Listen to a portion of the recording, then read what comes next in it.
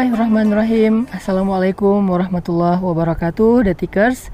Coba kita renungkan sebuah nasihat dari Jalaluddin Rumi, seorang sastrawan sufistik.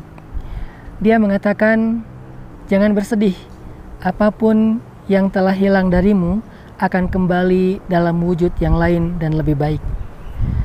Kalimat ini sebetulnya bukan hanya kata-kata dari Jalaluddin Rumi, tetapi juga hadis Rasulullah SAW, bahwa Nabi mengatakan, jika Allah mengambil satu nikmat darimu, kemudian engkau bersabar dan ridho, maka Allah akan menggantikan untukmu nikmat lain yang lebih baik darinya. Allah itu maha adil, sehingga jika Allah mengambil satu nikmat dari kita, itu bukan berarti Allah mengurangi hak kita, tetapi Allah sedang menggantikan satu nikmat dengan nikmat lain yang lebih berharga. Sama seperti misalnya ketika kita harus mengganti handphone kita yang lama dengan handphone yang baru. Bukan berarti kita akan kehilangan handphone, tetapi kita mendapatkan handphone yang lebih baik daripada yang sebelumnya. Kita mengganti kendaraan yang lama dengan kendaraan yang baru karena kita ingin mendapatkan kebaikan dan kenyamanan dengan kendaraan yang baru itu. Kita pindah rumah karena kita pengen rumah yang lebih nyaman. Begitu juga dengan nikmat Allah. Ketika Allah mencabut satu nikmat dari kehidupan kita, baik nikmat zahir maupun batin, itu artinya Allah ingin menggantinya dengan nikmat yang lebih baik setelah itu. Allah mencabut nikmat senang kita. Tiba-tiba kita dapat masalah sehingga kita jadi bersedih, sehingga kita jadi khawatir, sehingga kita jadi kecewa. Jangan berkecil hati. Saat kita kecewa di satu waktu, itu karena Allah ingin mengganti kesenangan kita sebelumnya dengan kesenangan yang lebih besar setelahnya. Mungkin bagi teman-teman Detikers yang sudah menikah pernah merasakan gimana hubungan suami istri itu menjadi lebih romantis setelah ada masalah. Walaupun masalah itu bukan dibuat-buat.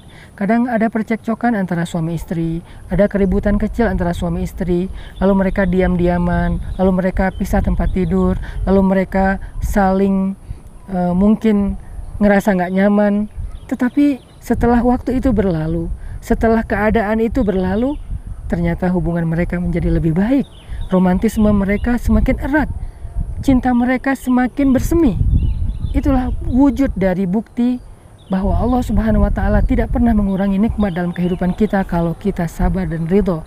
Allah hanya ingin mengganti satu nikmat dengan nikmat yang lain dan lebih baik. Saya juga teringat dengan kisah seorang teman saya ketika masih kuliah di Mesir dulu. Dia diuji dengan penglihatan, dia nggak bisa melihat tunanetra. Saya merasa kasihan kepada dia. Tetapi pada akhirnya saya sadar, ketika Allah mencabut nikmat penglihatan dari dia, Allah memberikan nikmat lain yang lebih besar kepada dia, yang tidak diberikan kepada saya yang mampu melihat. Saya bisa melihat, kita bisa melihat, tetapi saya merasa bahwa sulit sekali untuk menghafal Al-Quran, butuh waktu lama. Sedangkan dia dengan mudah bisa menghafal Al-Quran. 3 bulan dia khatam Al-Quran dengan lancar sekali. Tidak ada satu kata pun yang salah. Dia bisa mengulang hafalan Al-Quran itu 30 juz dengan sekali duduk dan tidak ada yang salah. Kenapa? Karena Allah memberikan kepada dia nikmat kemampuan menghafal Al-Quran.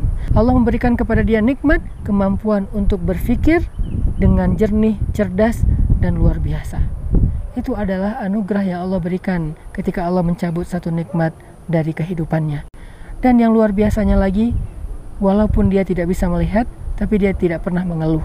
Bahkan ada sebuah cerita yang sempat viral juga di Mesir ketika seorang anak mampu menghafal Al-Quran, kemudian seorang ulama bertanya kepada dia, seandainya kamu bertemu dengan Allah, apakah kamu akan meminta agar matamu dikembalikan, penglihatanmu dikembalikan? Engkau seorang hafiz Al-Quran. Engkau orang yang soleh. Engkau orang yang tidak terhalang doanya dengan Allah. Pernahkah engkau meminta kepada Allah agar Allah mengembalikan matamu, penglihatanmu? Maka apa jawabannya Detikers? Dia mengatakan, saya tidak pernah meminta agar Allah mengembalikan penglihatan saya. Saya tidak pernah meminta agar Allah mengembalikan mata saya agar saya bisa melihat. Karena saya yakin ketika Allah mencabut satu nikmat dari saya, Allah telah memberikan nikmat yang lebih besar dalam wujud yang lain.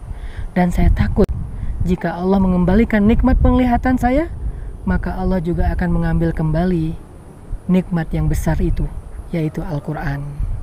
Inilah orang yang memahami hakikat dari keadilan Allah Subhanahu wa Ta'ala. Ingat kata-kata Jalaluddin Rumi, seandainya engkau kehilangan satu kebaikan atau nikmat dalam hidupmu, itu berarti nikmat itu akan datang dalam wujud yang lain. Barakallahu fikum.